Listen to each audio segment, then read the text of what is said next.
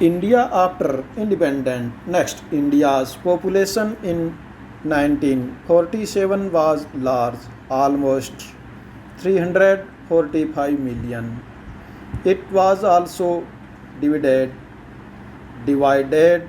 There were divisions between high castes and low castes, between the majority Hindu community and Indians who participated other faiths.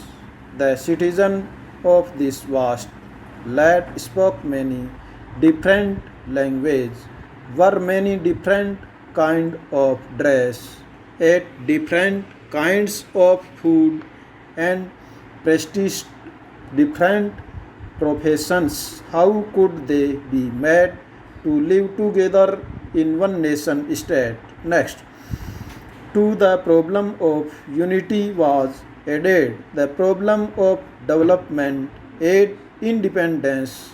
The vast majority of Indians lived in the village.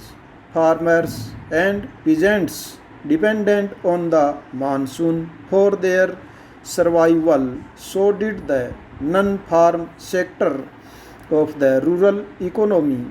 For if the crops failed, harbor, carpenters, weavers, and other service groups would not get paid for their service either.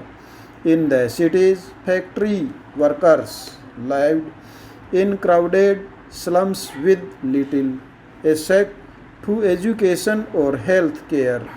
Clearly, the new nation had to lift its masses out of poverty by increasing the productivity of agriculture and by promoting new job creating industries.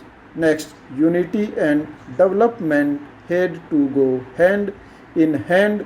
If the divisions between different sections of India were not ahead, they could result in violent and costly conflict, high caste fighting with low caste, Hindus, the Muslim, and so on at the same time. If the fruits of economic development did not reach the broad mass of the population, it could create fresh divisions, for example, between the rich and the poor, between cities and the countryside, between regions of India that were prosperous and regions that lagged behind. Next, a constitution in written between December 1946 and November 1949. Some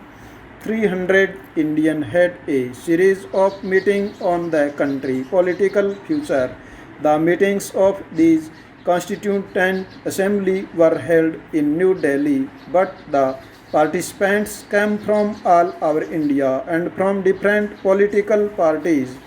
These discussions resulted in the forming of the Indian Constitution, which came into effect on 26 January 1950. Next, one feature of the Constitution was its adoption of universal adult franchise.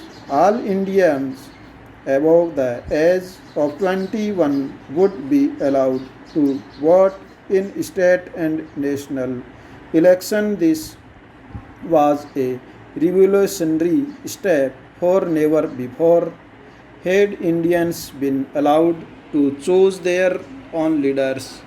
In other countries such as the United Kingdom and the United States, this right had been granted in states. First, only men of property had the vote. Then men who were educated were also added on. Working class men got the vote only after a long struggle. Finally, after a bitter struggle of their own, American and British women were granted the vote. On the other hand, soon after independence, India chose to grant this right to all its citizens regardless of gender, class, or education. Next, a second feature of the Constitution was that it guaranteed equality before the law to all citizens, regardless of their caste or religious. There were some Indians who wished that the political system of the new nation be based on Hindu ideals and that India itself be run as a Hindu state. Next, they pointed to the example of Pakistan, a country created, protect and further the interest of a particular religion's community, the Muslims. However, the Indian Prime Minister Jawaharlal Nehru was of the opinion that India could not and must not become a Hindu Pakistan.